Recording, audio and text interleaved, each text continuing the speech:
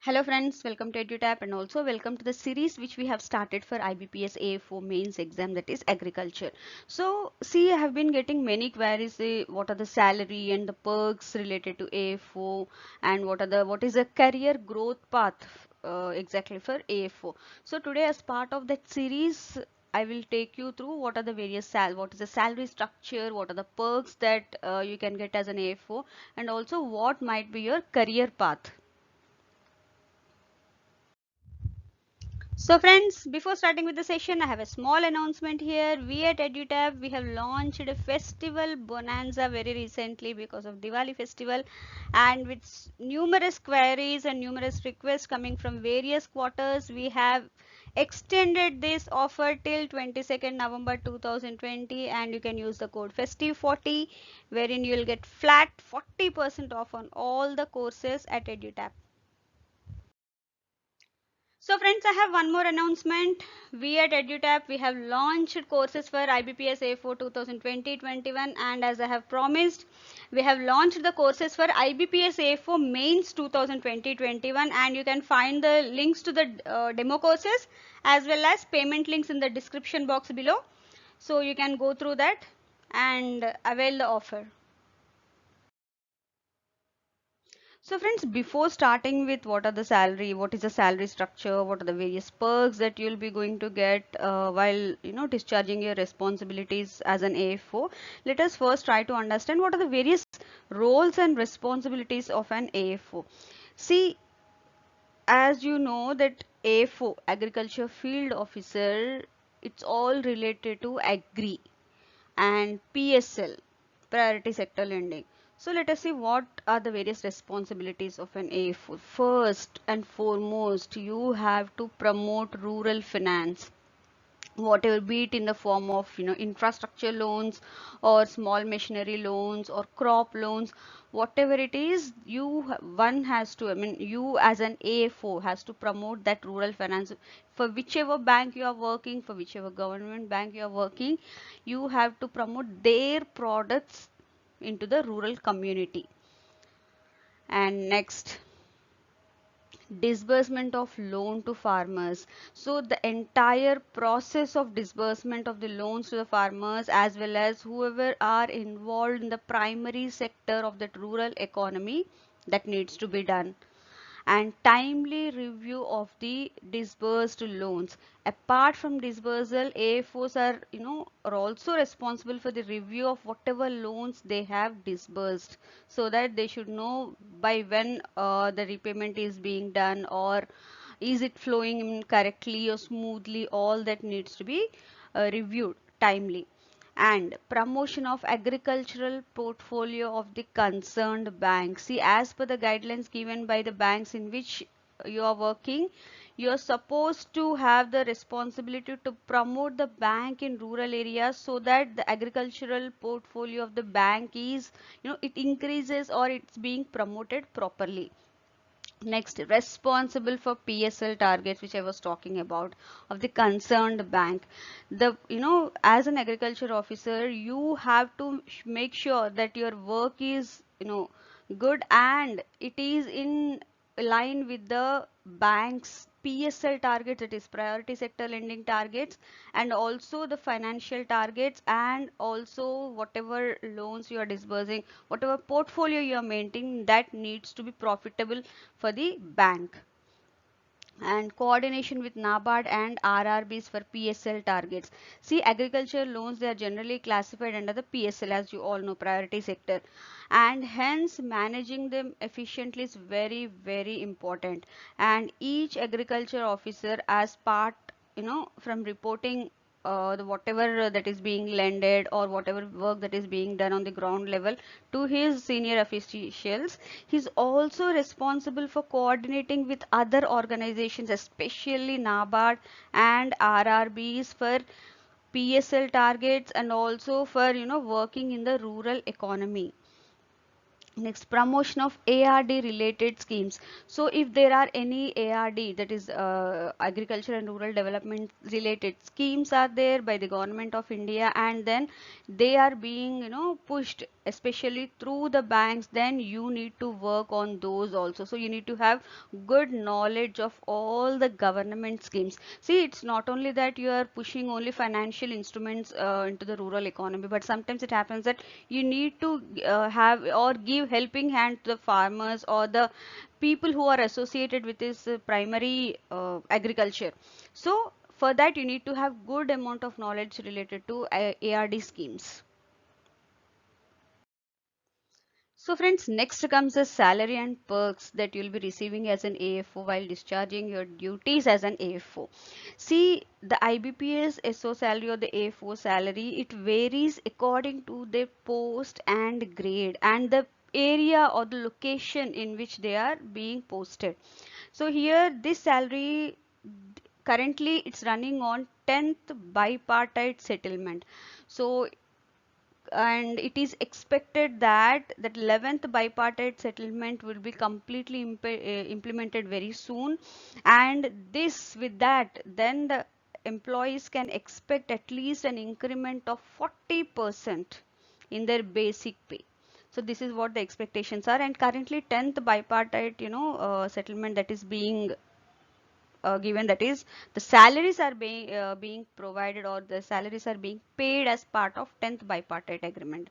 So here as such the monthly salary or take home salary would be somewhere around 33 to 37,000, and that too because of the location specific, bank specific, that so that differs, that range differs.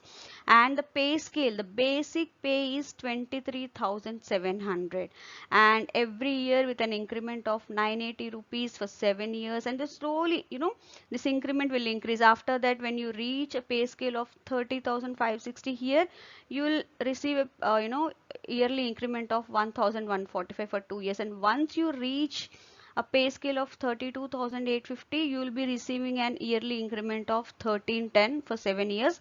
And for AFO, it would be, I mean, final after increments and everything, the final highest amount of salary that can be received is 42,020. So but yes, apart from this you will have very lucrative career growth that we shall discuss in the coming slides, but currently understand that this is what you can take home immediately after joining as an AFO. So this is for scale 1 and this is for scale 2 officers, and here after this basic pay you are going to receive house rent allowance in the form of 7 to 9% of the total basic salary, which is again location specific.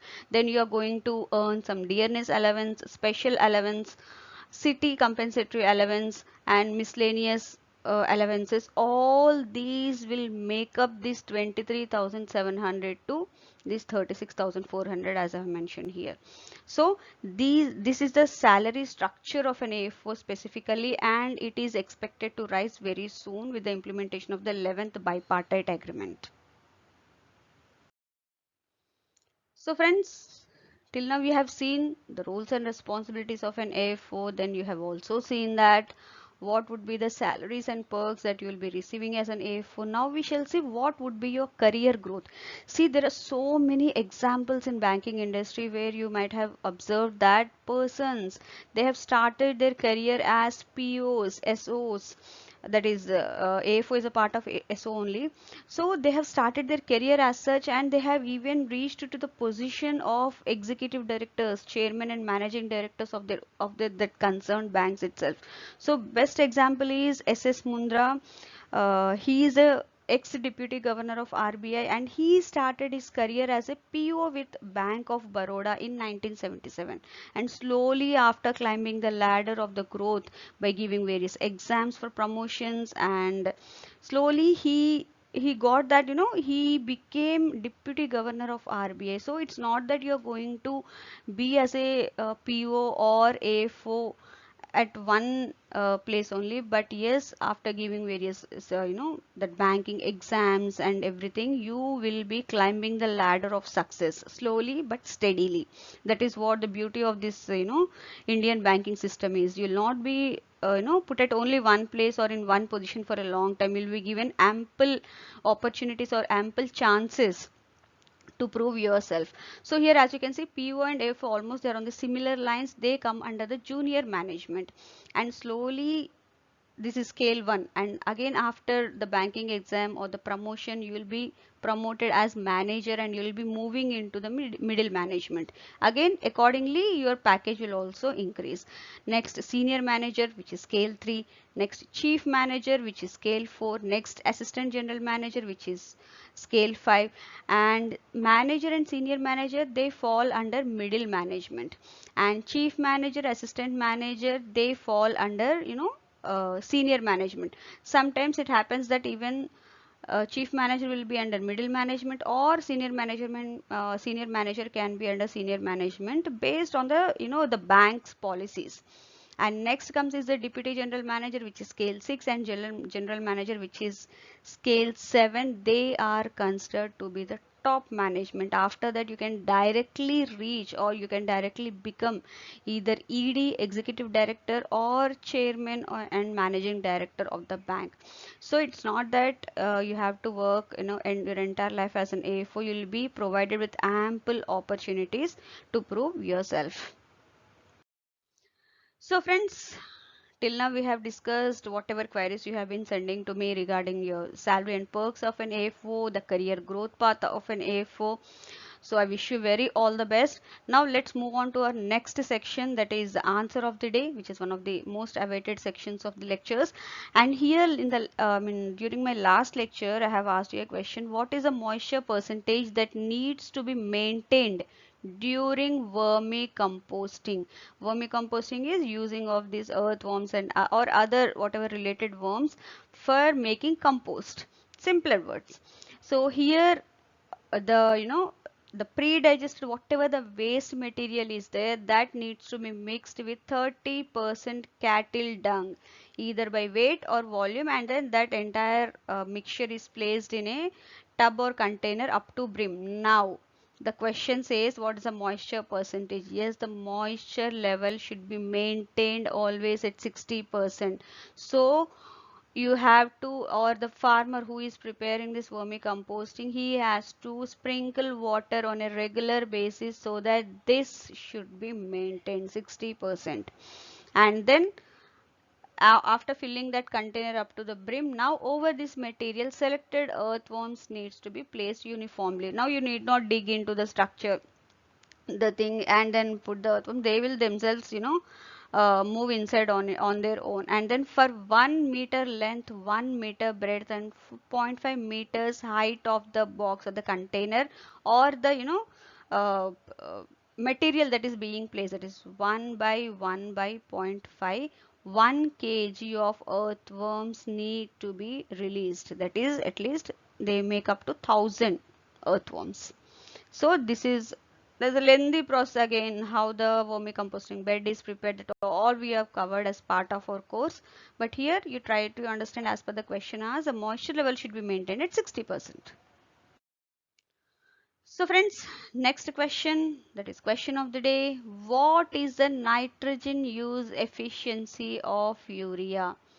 See, whatever nitrogen that that can be supplied or that can be utilized from any fertilizer, that is the nitrogen use efficiency of that particular fertilizer. So here I'm asking you, what is the nitrogen use efficiency of urea? So thank you very much friends for watching this video, and if you have any queries, please write to us at hello@edutab.co.in, and if you have any queries, you can even reach us at the number given here. Thank you very much.